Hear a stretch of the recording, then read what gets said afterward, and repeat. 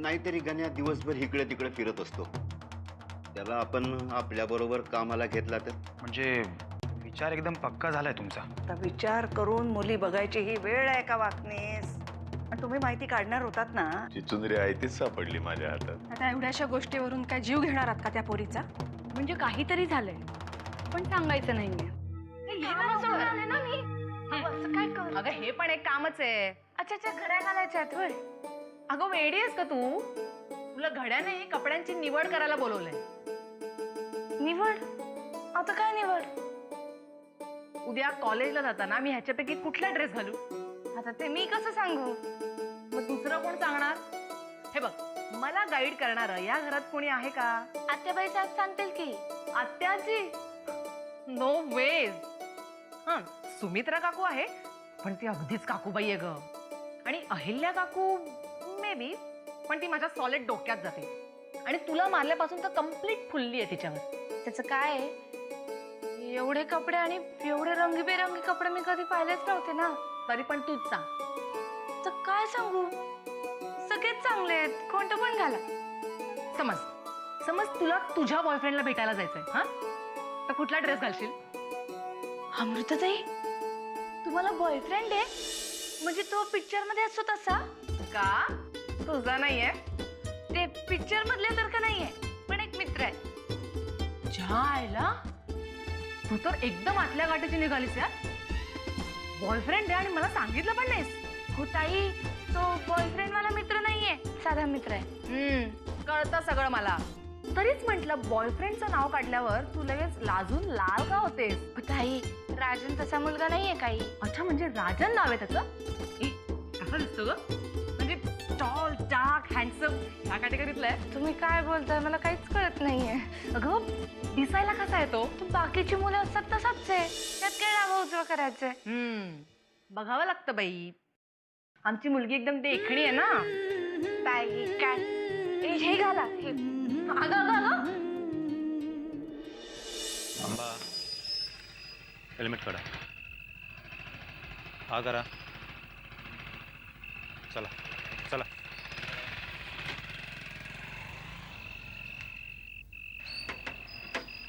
चला हा करा. चला चला चला चला. हेल्मेट काढा. चला हा करा. चला चला चला, निघा लवकर.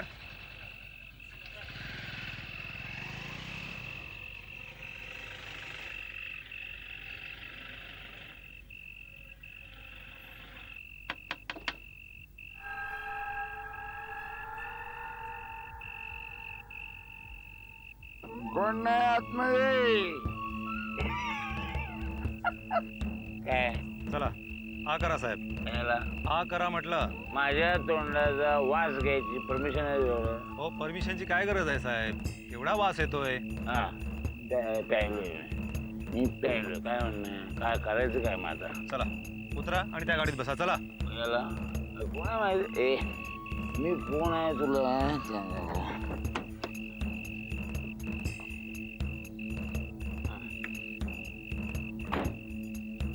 मी कोण आहे हे माहिती आहे का तुम्हाला? सकाळी उतरले की मग सांगा. चला. नाही, सकाळी दुपार कशाला? मी कोण आहे? मी आता फोन लावला ना, एक आत्ता फोन लावला की नाही. हे कोण आहे? हवालदारचं. हे कोण आहे? इन्स्पेक्टर आहेत. तुमचा होमगार्ड बनवून टाकेन. आता तुला पोलीस इसका दाखवलाच पाहिजे. चला रे, घ्यायला. हात लावायचा येणार मी येतो ना. सन्मानाने घेऊन जायचं मला. चला चला. काय फुकट रस्ता आलेला आहे काय?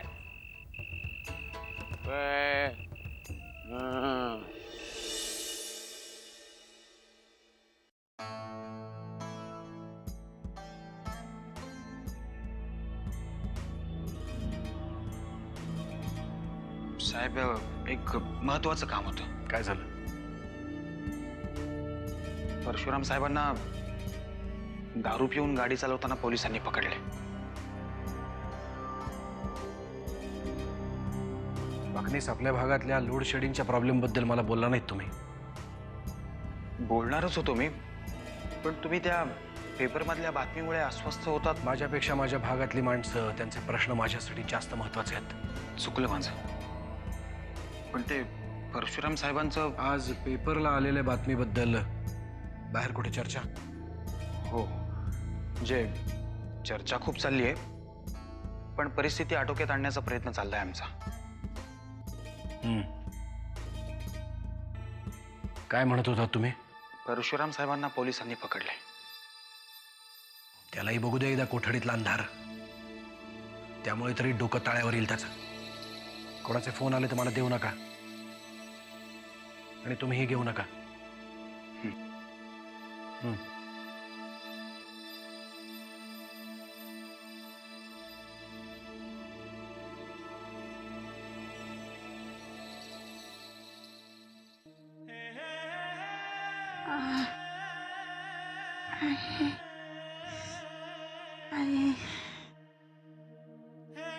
तुझा अंग तापानं फणफणलाय.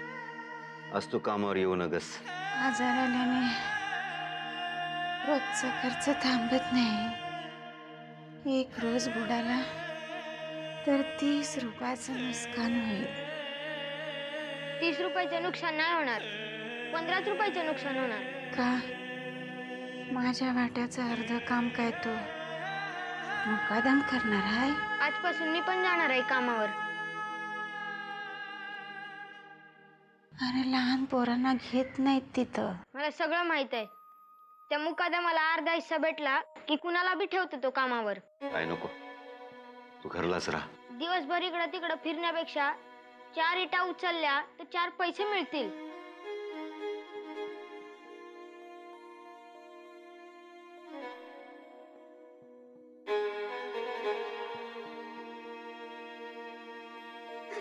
रडू नकस. झोप झोप तू.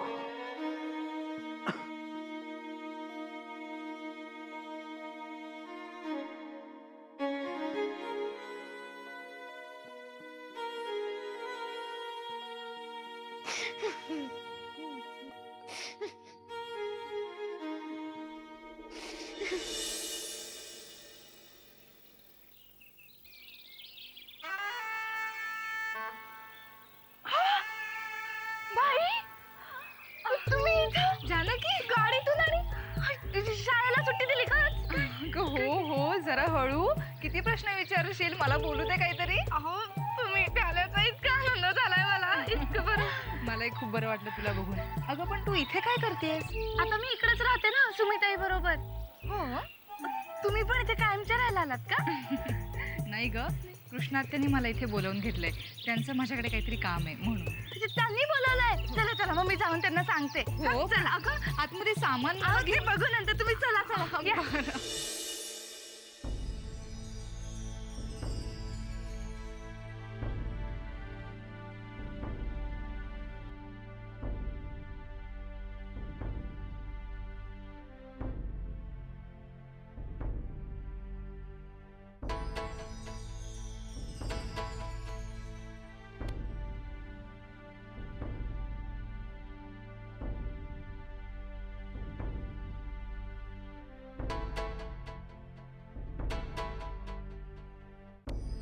वाकनीस, तुमच्या उभं राहण्याच्या पद्धतीवरून, तुमच्या चेहऱ्यावरून कळतंय की काहीतरी झालंय.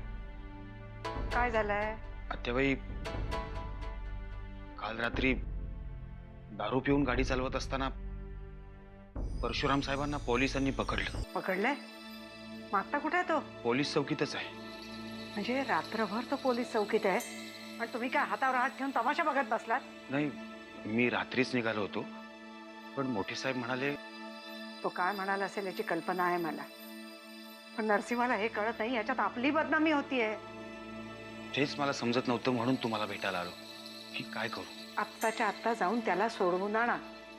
हे पहा, मी त्याच्या वाईट वागण्याचं समर्थन नाही करत आहे, पण आता दुसरा पर्याय नाहीये. आणि साहेब? त्याला मी सांगेन. आत्याबाई, 2 मोठी माणसं बोलतायत, कळत नाही? असं एकदम धाडकन मध्ये येऊन उभं राहतात. चुकले. पुन्हा पुन्हा अशा चुका व्हायला लागल्या ना तर गावी परत पाठवून देईन. काय काम होतं? बाहेर बाई आली आहेत. कोण बाई? आमच्या शाळेच्या बाई. शाळेच्या वनिता आली असेल. कुठे आहेत? बाहेर. आलेच मी.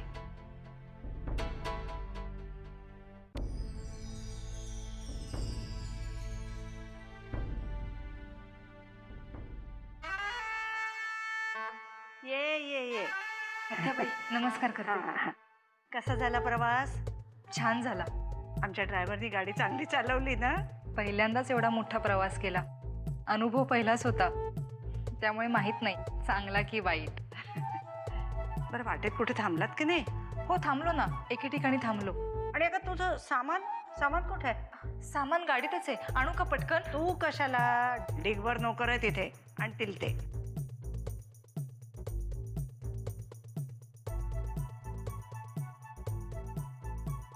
कसं वाटलं घर? खरं सांगू आत्याबाई, एवढं मोठं घर पहिल्यांदाच पाहिलंय.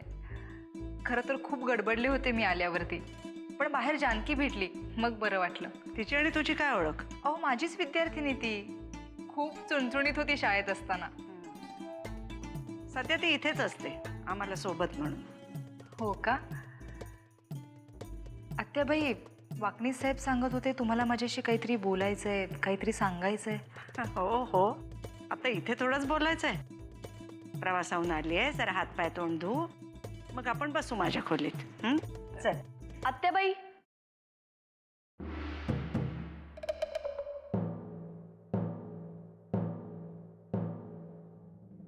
यांना कुठेतरी पाहिल्यासारखं वाटतंय. वनिता नाव आहे तिचं. गावाकडच्या शाळेत शिक्षिका आहेत त्या. अच्छा, मग आज इथे येणं कसं? शाळेच्या नव्या इमारती संबंधी बोलायला आलेल्या आहेत त्या. चल ग. चला, काय माझी ओळख झालीच नाही अजून. मी ओळखते तुम्हाला. तुम्ही अहिल्या बहिणी ना? हो. प्रवासाहून दमून आली आहे ती. जरा तिला विश्रांती घेऊ दे, मग बोला. हा, चल ग.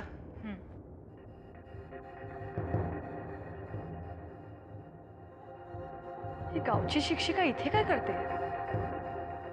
आणि तेही थेट आत्याबाईंच्या खोलीत.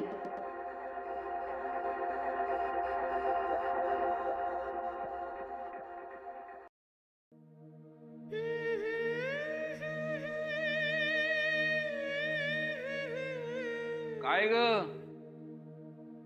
किती दिवस असं डोळ्यात पाणी आणून रडणार आहेस? त्यापेक्षा आपण असं वागावं की रडण्याची वेळच येणार नाही. पण मी आत्याबाईंचाच निरोप द्यायला गेले होते ना. अगं थोडा विचार करायचा.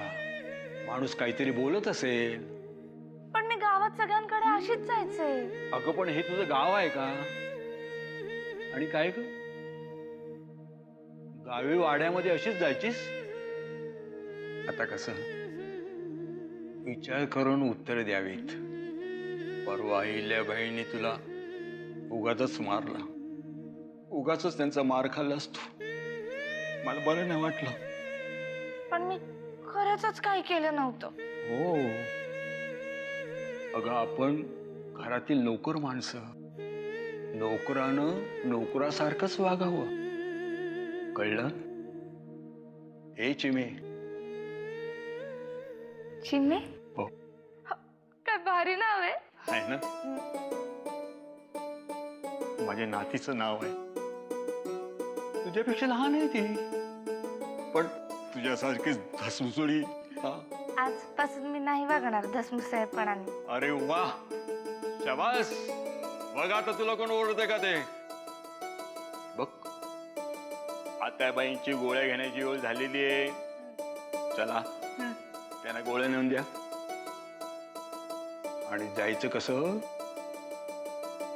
दबकत दबकत दबकत. कसा? चल निघ.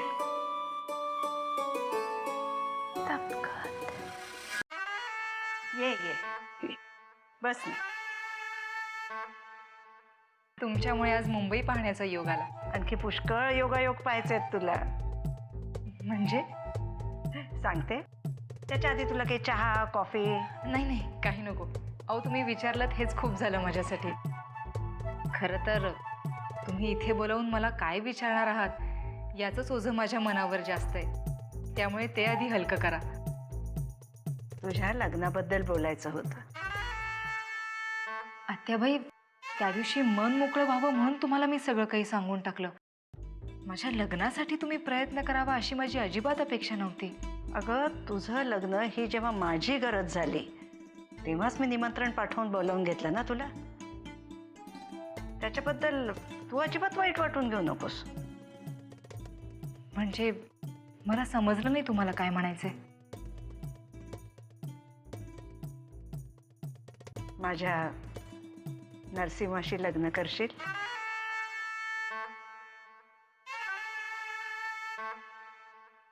नरसिंहराव म्हणजे मोठे किल्लेदार साहेब ना?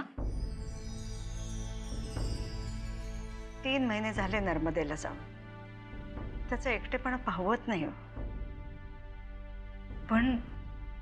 पण आत्याबाई, मी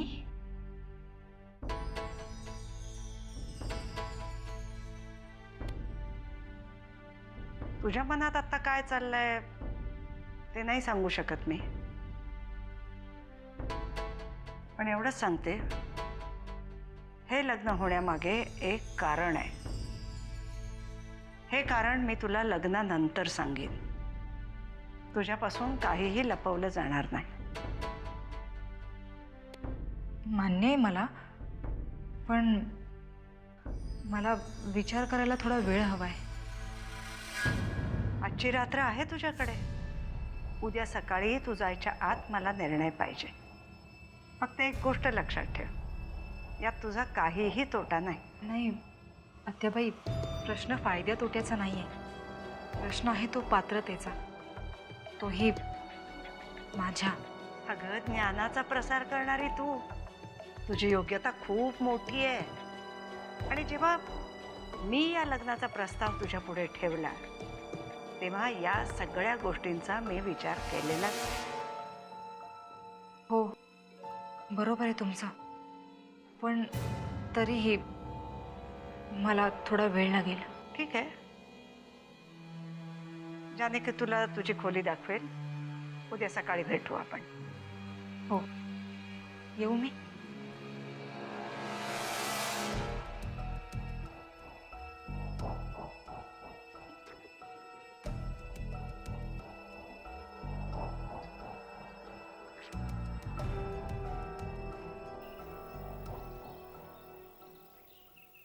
नमस्कार सर. नमस्कार. हे बघा, ही काय माझी पहिली निवडणूक नाही आणि तुमचीही नाही. शिवाय मतदारसंघ आपलाच आहे, त्यामुळे इथे कुठल्या प्रकारचा प्रचार करायचा हे मी तुम्हाला सांगण्याची गरज नाही. मतदारसंघ आपलाच असल्यामुळे इथला प्रत्येक मतदार मला नुसता चेहऱ्यांनीच नाही पण नावानेच चांगला माहिती आहे. खरंय सर. साहेब, यंदा 70,000 नवीन मतदार आहेत. सगळी तरुण मुलं मुली आहेत. मी काही ज्येष्ठ नागरिकांचा नेता नाही. या नव्या यादीमध्ये ज्या मतदारांची नवीन नावं आली आहेत त्या सगळ्या तरुण मुलामुलींची बारशी जेवलोय मी. माझा अख्खा उमेदवारीचा काळ यांच्या आई वडिलांची सेवा करण्यात घालवला मी. खोट्या प्रचाराची गरज कोणाला असते? ज्यांनी मतदारसंघ मागून घेतलेला असतो त्यांना. अहो, त्यामुळे तर आपल्या मतदारसंघातून फॉर्म भरताना भले भले नेते बिचकतात. पण म्हणून तुम्ही गाफील राहू नका. कोणाची छोटी मोठी कामं असतील तर ती आवर्जून करा. बाकीच्यांचं राहू दे, घरच्यांची कामं बघा. देवाला वाटते आपण खोलीमध्ये प्रकाश केला, पण त्याच्या बुडाखाली अंधारच असतोय. जीवाची काजळी करून आपण कितीही उजळलो तरी बुडाखालचा अंधार हा त्या दिव्याचं प्राक्तन असतं. हाच फरक आहे सक्का आणि सावत्र मधला. तू नेहमी तुझ्या सोयीप्रमाणे नातं वापरलंस. असं मग माझ्या जागी वामन असता तर त्याला ठेवला असता का रात्रभर? तो त्याच्या जागी, तू तुझ्या जागी. दोन्ही प्रवृत्तींमध्ये फरक आहे परशु. तर जास्त बोल नको. मला कामाचं बोलायचं यांच्याशी. चालली इथून. गावाचं काम करण्याचं आव्हान आहे आणि घरच्यांचं बिघडवतोय. अहो, आता जाऊ दे ना परशुराम साहेब. ए या गणाळ्या, अरे गप. हिला पताका लावणं, दादाच्या नावाने नारा देत फिरणं, जिंदाबाद जिंदाबाद करणं एवढंच काम आहे तुझं, कळलं काय? स्वतःच्या लायकीत राहा. आणि तू सुद्धा तुझ्या लायकीचा विचार कर परशु. हा विचार भावाने करायला पाहिजे होता. शब्द तोलून मापून वापर परशु. आणि अजून काही बोलायच्या तिथून निघ. निघ थोड. माझा पण निर्णय व्हायला आलेला आहे. वेळ आली की उत्तर देईन. या कन्नाळ्या